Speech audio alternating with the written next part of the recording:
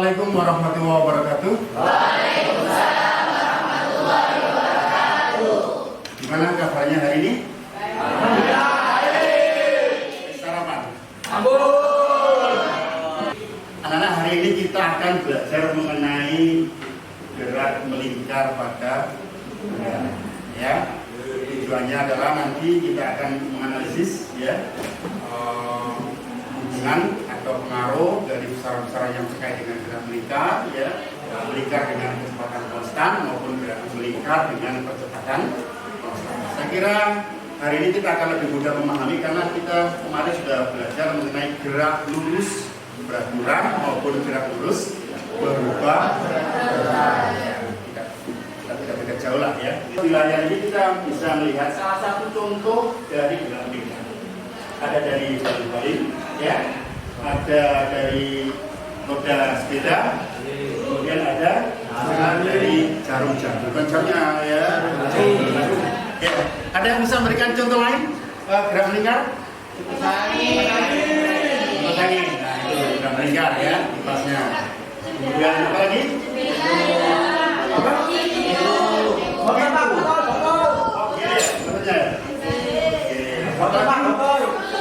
Oh iya, bulan mengelilingi bumi. Itu adalah di antara contoh gerak melingkar ya. Nah, tadi yang saya sampaikan termasuk di sini ya. Ini planet mengitari matahari ya. Bintang itu juga ternyata juga bergerak melingkar. Elektron mengelilingi intinya. Coba kita renungkan bersama-sama. Kenapa gerak di sistem di alam semesta ini cenderung berotasi pada pusat? Misalnya gerak elektron, gerak planet, dan gerak bintang. Nah, ternyata apa yang terjadi itu jauh sebelum para ilmuwan menemukan. Allah Subhanahu wa Ta'ala sudah memberitahu kita di dalam ayat Al-Quran. Ada yang bisa baca? Coba dua aja.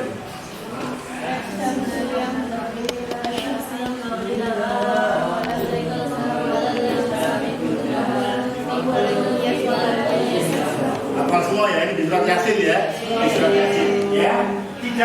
Tidaklah mungkin bagi matahari mendapatkan bulan dan malam pun tidak dapat mendahului siang, dan masing-masing beredar pada garis kejar ini.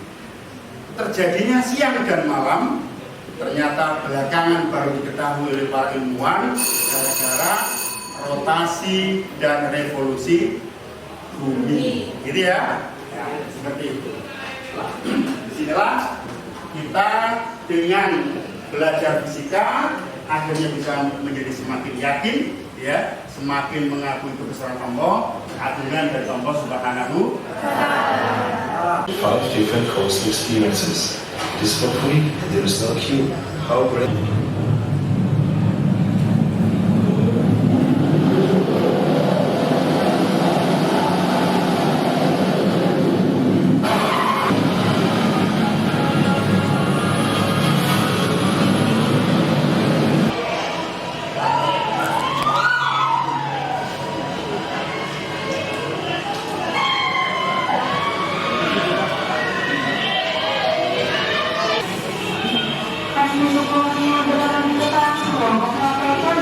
Beberapa teknik yang juga dilakukan oleh para pembalap MotoGP terhendak menikung. Karena saat pembalap melakukan slide pada ban belakangnya, motor akan berubah arahnya dan menikung dengan lebih cepat, sehingga motor berada dalam posisi yang lebih baik untuk berakselerasi secepat mungkin saat keluar dari belokan. Pengereman menikung dan membalap dalam kecepatan tinggi, posisi tubuh sangatlah penting. Dari tayangan video tadi itu ada yang menggugah perasaan penasaran kalian, apa kira-kira? Saya tanya. Mungkin Fatin, ya silakan. Kenapa untang-anting bisa naik saat diputar? Oh, nanti tadi ya. Pada mulanya di bawah gitu ya. Kenapa bisa naik gitu ya? Ada yang lain mungkin? Ya, silakan. Kenapa saat di roller coaster tadi itu keretanya tidak jatuh saat miring atau berbalik gitu loh? Padahal dia bergerak ke atas sampai Ya. Ada yang lain? Kenapa pemain MotoGP harus memiringkan motornya ketika di tikungan? Oh, gitu ya, tadi yang sampai miring-miring banget gitu ya. Ada yang lagi? Yang lain? Nah, itu adalah beberapa pertanyaan ya yang muncul di benak kita ya. Kenapa misalnya MotoGP itu ketika bergerak cepat dalam tikungan, kenapa harus dimiringkan? Oleh karena itu, kali ini nanti kita akan praktek secara berkelompok ya, secara berkelompok untuk menyelidiki apa yang mempengaruhi sehingga pada saat bergerak melingkar itu tidak terlempar ya. Saya hitung 1 sampai 4, nanti yang satu kelompok 1, yang 2 kelompok 2 dan seterusnya ya. Saya hitung dari sini ya. 1, 2, ingat-ingat ya. 3, 4 ya. 1, 2, 3, 4. 1, 2, 3, 4 ya. 1, 2, 3, 4. Silakan berkelompok masing-masing sesuai dengan yang saya hitung tadi. Silakan.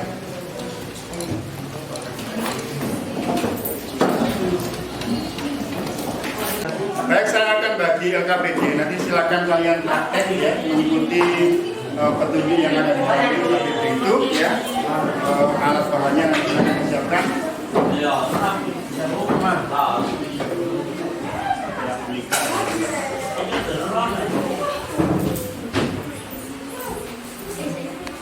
Silakan prakteknya diikuti langkah-langkah itu ya. Bahan yang saya minta siapkan dari rumah kemarin sudah disiapkan? Campur nggih? Kalau ada barangkali yang kurang bisa ngambil di situ ya. Di AKPD ya, silakan dirangkai alat yang bahannya seperti di gambar itu ya. Jadi posisi yang 500 diisi 2 di atas seperti ini. Kemudian masukkan ke pulpennya. Ini yang 210 sebagai pemberatnya, ya, sebagai pemberatnya. Coba perhatikan ke sini. Halo? Perhatikan ke sini. Yang 200 dengan yang 500 isi 2, beratan mana? Sehingga posisinya kan seperti ini kan? Posisinya kan seperti ini. Nah, gimana caranya supaya ini bisa naik? Kan perlu dikasih gaya kan? Kalau misalnya ditarik bisa, tapi yang kita harapkan tidak begitu. Kita mencoba hubungannya dengan gerak melingkar ya, sehingga ini bisa ada pertambahan gaya yang bisa menarik beban yang ada di bawah ini. Ya, kita putar sedemikian rupa ya, seperti ini ada perhatikan naik ya. Nah, ya, seperti ini ada perhatikan naik ya.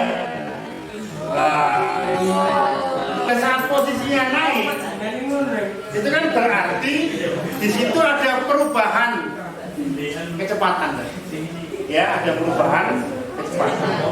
Di situ ada gaya apa itu, ya? Silakan lakukan seperti itu. Nanti Anda ukur dulu, seperti petunjuk ya. Anda ukur dari ujung sini, perhatikan kelompok yang belakang itu perhatikan ya. Anda ukur dari ujung sini sampai ujung pulpen 30 cm ya di LKPD ya, 30 cm. Setelah diukur 30 cm, Anda kasih tanda di bawahnya ini, pakai spidol, dikasih tanda, ya, dikasih tanda. Kemudian setelah ada tandanya nanti pada saat awal diputar kan tandanya masih di bawah ini, ya, masih di bawah. Ketika diputar, Anda putar terus sampai naik, ya, putarannya upayakan sampai tandanya itu berada di sini. Kalau sudah seperti itu, baru hitungan dimulai. 1, 2, 9, 10. Itu pakai stopwatch, ya, pakai stopwatch. Jadi kalau Anda terlalu cepat putarnya, apa yang terjadi? Naik terus. Kalau terlalu pelan, apa yang terjadi? Ini kan turun.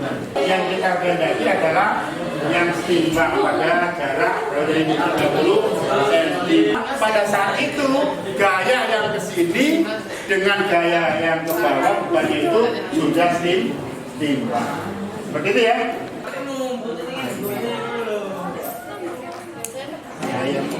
Anda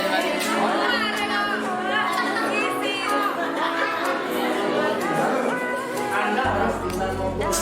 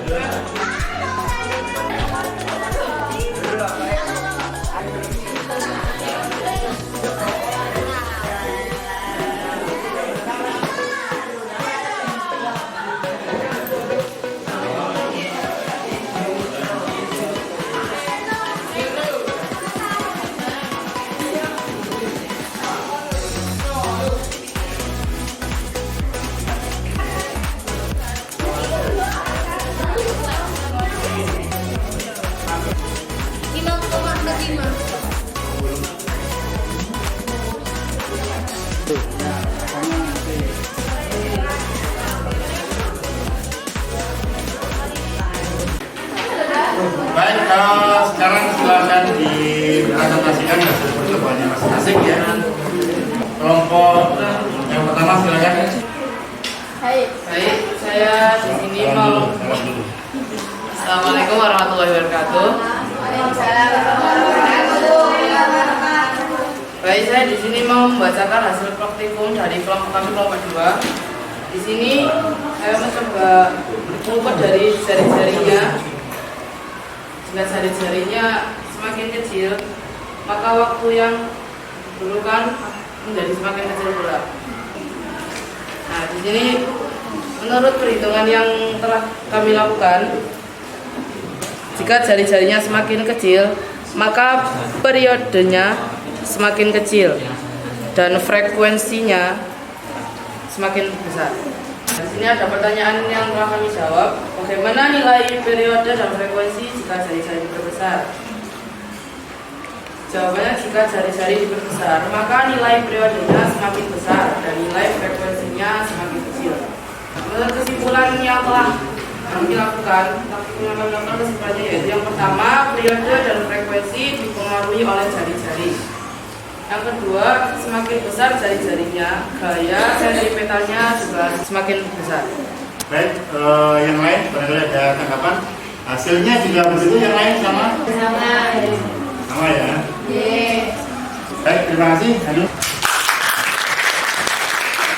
Baik, tadi kita sudah melakukan kegiatan praktikum ya, gerak melingkar. Kita sudah mengetahui hubungan apa tadi ini? Hubungan panjangnya jari-jari atau panjangnya tali ya dengan periode dan frekuensi. Juga mengetahui hubungannya dengan kecepatan linear maupun kecepatan angular, termasuk pengaruhnya terhadap gaya sentripetal. Gimana, senang tadi prakteknya? Baik, saya kira itu ya. Nanti kita lanjutkan pada bahasan berikutnya untuk latihan soal terkait dengan gaya sentripetal, kemudian kecepatan linear, kecepatan angular yang berhubungan dengan gerak melingkar. Saya kira seperti itu, anak-anak sekalian. Kita akhiri bersama. Assalamualaikum warahmatullahi wabarakatuh. Waalaikumsalam.